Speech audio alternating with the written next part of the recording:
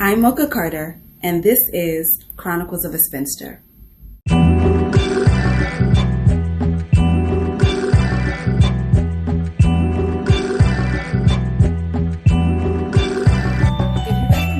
I said that at the end of 2019, I had decided to date seriously and to date with a purpose. And part of that was recognizing that I am the common denominator in all my relationships. So I guess doing the work. So I visited a therapist. I sat with a couple of life and relationship coaches. And one of those coaches happens to be Chad Scott, who's one of my homies. And we had a conversation about what it's like dating as a unicorn. Now, I don't necessarily consider myself a unicorn. I do know that I'm different. I do know that I stand out. But I don't know if unicorn is the correct adjective. So we had a conversation about what it means to actually be a unicorn. And here that is. I talk about unicorns a lot, right? Okay. And I always talk about how I enjoy unicorns, got to protect the unicorn at all times. I know different definitions of unicorns that people have. Mm-hmm. So why don't we start with that? Why don't we start with what you think it means to be a unicorn? Yes. So what happened one time, quick story. I was talking about unicorns a lot. I'm like, yo, listen, unicorns, I love unicorns. I like to marry unicorn. I like to date a unicorn. And I was talking about unicorn being someone that they presence just give off some type of energy, right? Where they don't have to say much or nothing. They walk into the room and people eyeballs is on them. And they feel like something special to them. I look at it and they got the it factor. Okay. Right? And I looked at it from that standpoint, right? And I'm like, yeah, I love unicorns. They like rare. They see things a certain way. They look at things a certain way. Usually they're the artist or in that creative space. Mm-hmm. So they see things a different type of way than normal people would see things. But then what happened was I was at an event and a girl came to me and said, Chad, you talk about unicorns all the time. You know what a unicorn is? I said, wait a minute. What do you mean do I know what a unicorn is? She's like, you know, unicorns mean that there's people that, guys and girls, mostly women, that date couples. I said, what? That was not my definition of unicorn. I've never heard that one, but okay. Yeah. So I was like, oh, that's weird. But yeah, so when it comes to unicorns, I looked at it from the standpoint of your energy since I met you always been, yo, who is that girl?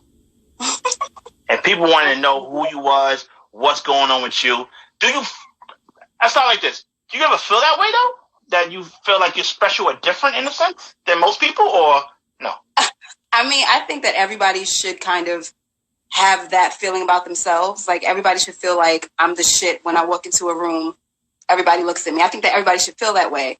I don't think I really paid attention to it until other people started pointing it out. And that's when I was like, okay, this is kind of weird. Yeah, people are kind of staring. But I attribute that to me dressing weird. You know what I mean? I don't necessarily dress the way everybody dresses.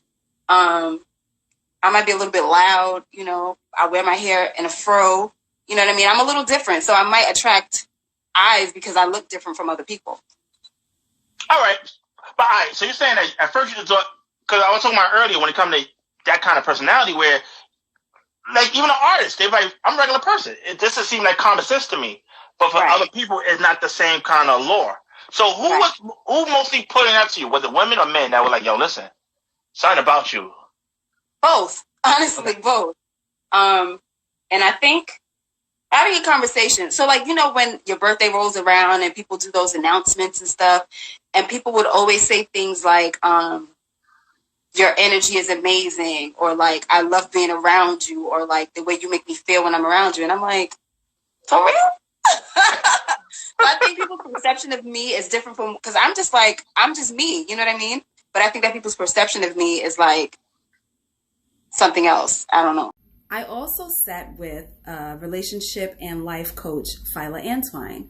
Now, Fila has a different approach. Hers is more in depth, and she's a little bit more of the tough love. And so we had a conversation about my inability to commit and where it stems from. And that was a really good conversation. So here's a little bit of that. You've operated with that 1 foot in the water, 1 foot on land for a long time, right? And let's be very clear that I get it. Having lost love, parents, partner, friends, right? So there is this resistance to completely breaking yourself open because you know what the hurt feels like. And you may not necessarily know what the actual love feels like, so you don't have anything to compare it to in this new space to make it worth it, to make the risk worth taking. Right. And that's where you want to get into the space where you're like, you know what? I think the risk is worth it. I understand that there may be some challenge. I understand that there could be some hurt. I get that pain may show up. But I want this so much that I'm willing to take the risk. And that's a scary part of it. Right. As always, send your questions to the email listed. I love hearing from you guys. Comment, like, repost, tell me what you think.